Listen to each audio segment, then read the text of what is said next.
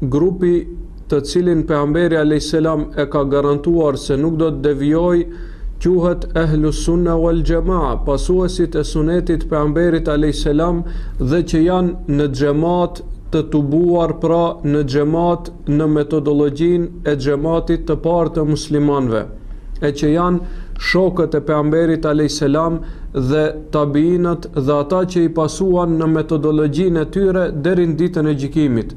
Këta konsiderohen el Jamaa, sepse pejgamberi alayhis salam në hadithin e tij ku thot se janë përçarë jehudit në 71 grupe dhe janë përçarë krishterët në 72 grupe, dhe thot pejgamberi alayhis salam do të përçahet ummeti im në 73 grupe, të gjithë ata do të jenë në zjarr, pra janë të kërcënuar me zjarr të xhenemit për shkak të devijimeve të tyre, përveç njërit grup, thot pejgamberi alayhis salam, përveç njërit grup, të cilët do t'i përmbahen fesë së tij ashtu siç duhet.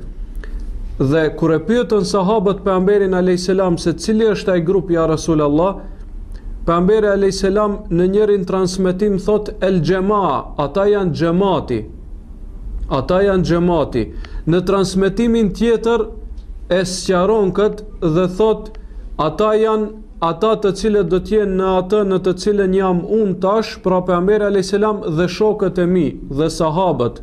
Pra kush e ndjek sunetin e pejgamberit alayhis salam dhe metodologjinë e sahabëve, xhamatit parë të muslimanëve, ai konsiderohet prej atyre që janë Ahlus Sunna wal Jamaa. Andaj, siç thon shumë prej dietarëve islam, ajo që ka qenë fe atëherë, ajo është fe edhe sot.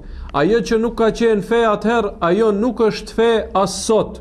Dhe mos u bën prej atyre që të dëshirosh diçka më tepër se sa atë që e kanë ditur sahabët se është fe.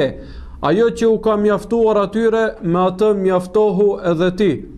Dhe kjo në çdo aspekt, në aspektin e kuptimit të fesë, në aspektin e besimit, në aspektin e cilësive të Allahut subhanahu wa taala, përderisa sahabët nuk janë thelluar për cilësitë e Allahut, nuk i kanë komentuar me komentime të devijuara, po i kanë pranuar ashtu siç ka thënë Allahu subhanahu wa taala, pa u dhënë formë, pa i komentuar me komentime të gabuara, pa u ndryshuar kuptimin, pa i mohuar ato cilësi, atëherë edhe ti bëhu kështu, sepse Allahu subhanahu wa taala për sahabët e pejgamberit alayhis salam thot: "Fa in amanu bimithli ma amantum bihi faqad ihtadaw." Thot për ata që kanë devijuar, nëse ata besojnë ashtu siç besuat ju, u drejtohet sahabëve të pejgamberit alayhis salam. Nëse ata besojnë ashtu siç besuat ju, atëherë ata do të udhëzohen. Pra e kushtozoi që në besim të besojmë ashtu siç besojnë ata të cilëve ju është drejtuar shpallja. E shpallja ju është drejtuar shokëve të pejgamberit sallallahu alaihi wasallam.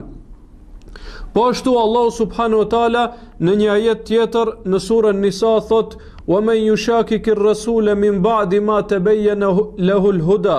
E kush e kundërshton pejgamberin alayhis salam pasi që i është sqaruar e vërteta, "Wa yattabi ghayra sabilil mu'minin."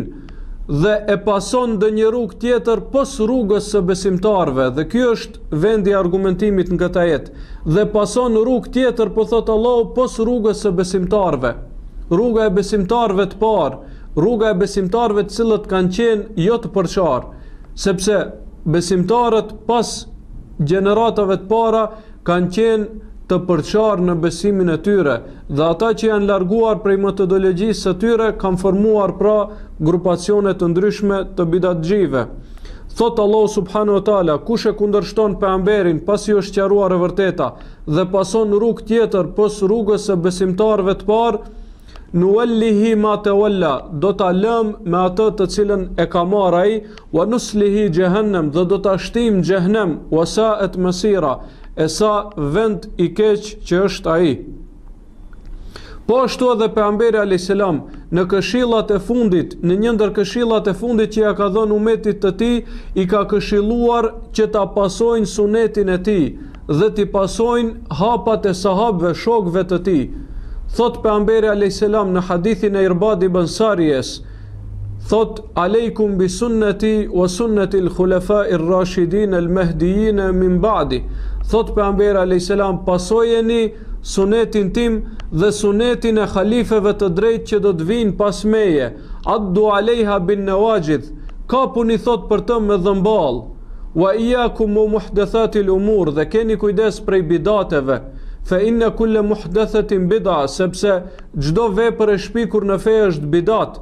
Wa kulla bid'atin dalale, dhe çdo bidat të dërgon në dalalet, të nxjerr prej rrugës së qartë dhe të pastër të ehlu sunetit.